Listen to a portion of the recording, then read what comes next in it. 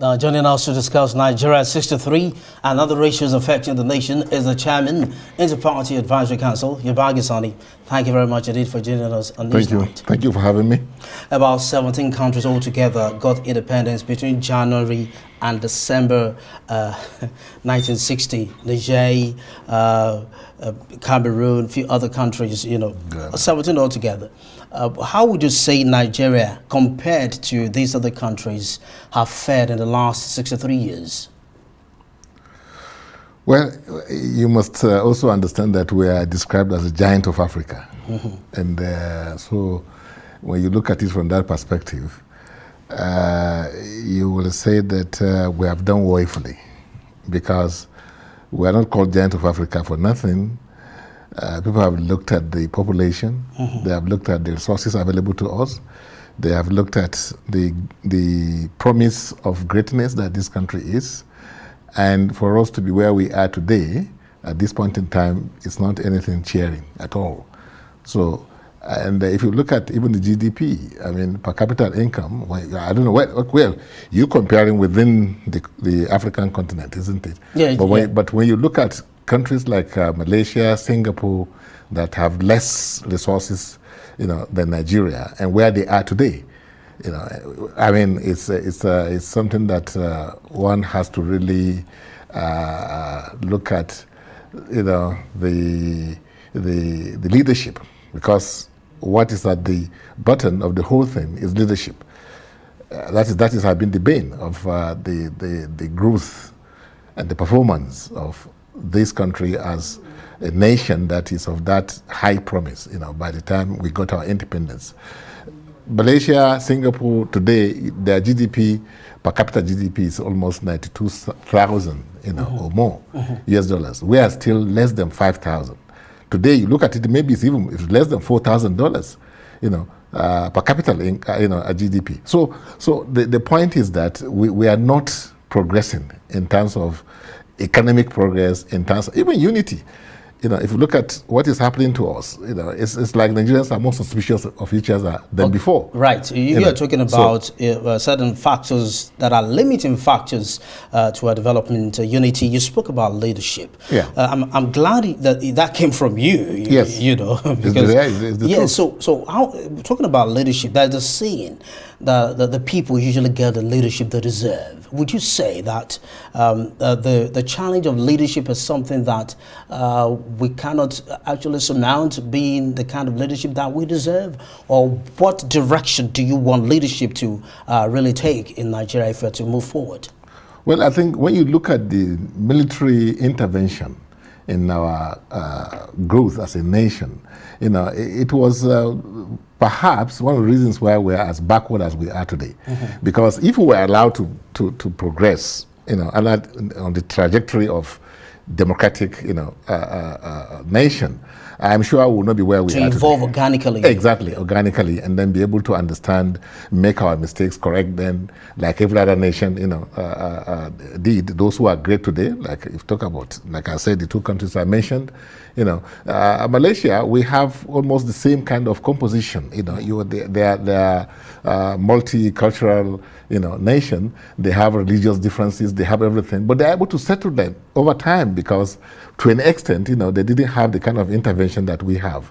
And I think the issue about Nigeria is that we allowed those primordial sentiments to now take over the issue of the merit, and then what can we do as a nation? What can you offer as an individual? Today you are looked at as either you are a Yoruba man, or you are a Hausa man, or you are an Igbo man, or Nupe man, or Chekiri man, or something like that. And what kind of language do you speak? What kind of clothes do you wear? What is your faith? As if those things matter.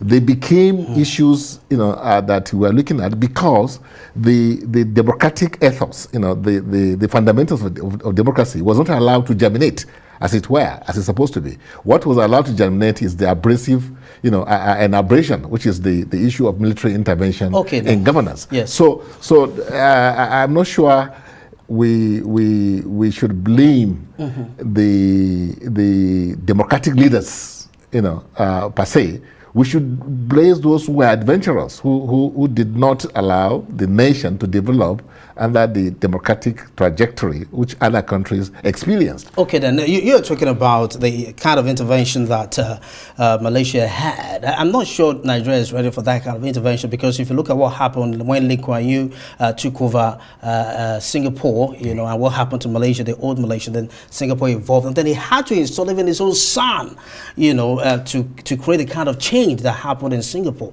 I don't think that Nigeria is ready for that kind of intervention. In any case, when you talk about the intervention that we had in Nigeria that didn't allow us evolve organically, now that we're here, it's important to stop blaming those who are doing whatever they did in the past. So then how can we take our destiny as a nation in our hands and then allow the kind of multicultural cohesion that you were talking about? How can that be achieved? No, it can be achieved if we allow, for instance, if we have elections that are credible, that delivers, the promise of, good governance. I mean, people who contested and won elections are allowed to really emerge, under the process of election. If we are not today waiting for the courts to declare winners, if we are not, like I said before, electing our leaders based on sentiments, on religion, on where you are from. So I'm sure we'll be able to take our destiny into our hands. And I think, to a very large extent, as bad as the case may be, we have an opportunity now. If we can shift this world and then look at this nation as one country that is of greatness, in terms of promise, and what it requires is just for you to now be more patriotic, the more to make sacrifice. They require sacrifice, that every nation, requires, and for us to rally around the system, rally around. I'm not in any way saying that what has happened so far in terms of leadership that has emerged, is what we wish for. But that's what we have. So, and the saying is that make use of what you have to get what you want, from where you are. So let's rally around the system. Right. Let's build a nation, around what we have, so that we can now begin to grow, and we can now begin to be shoulder to shoulder with those that started, with us, who had nothing really compared to what we have. So the point I'm making is that institutions must be strengthened, and institutions are not nothing but. You have an executive. You have executive that is in place today. You have a judiciary in place. You have your National Assembly legislature in place. If we do not ourselves, manage to exhibit that sense of sacrifice, and so let's build a nation. Let's build a nation. Okay, now very quickly, for the brevity of time, I need us to be able to address all the parameters of this discourse. Now, you've mentioned about three things now, three factors that you are not particularly satisfied with, the fact that we're not building institutions. You've also faulted our democratic process. Exactly. Making two factors. The third factor that you have alluded to is that the kind of leadership that has emerged may not be what people really want. So then how can we strengthen our democratic process such that it does not truncate our economic development? Well, there are three things you require really in every democratic system that if you want it to be strong, like what you said, you must have peace. Without peace you can't govern.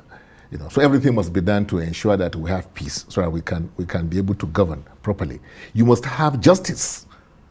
Without justice, there's no way the peace I talk about can even happen.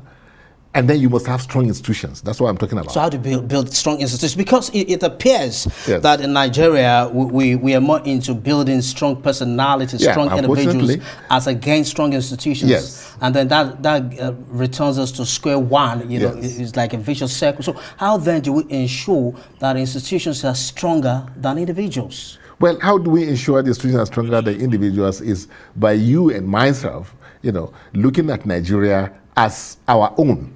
Not recoiling always to our comfort zones, like I said, those sentiments that we always, try to see as our comfortable, habitat, that is your tribe, your religion, and what have you.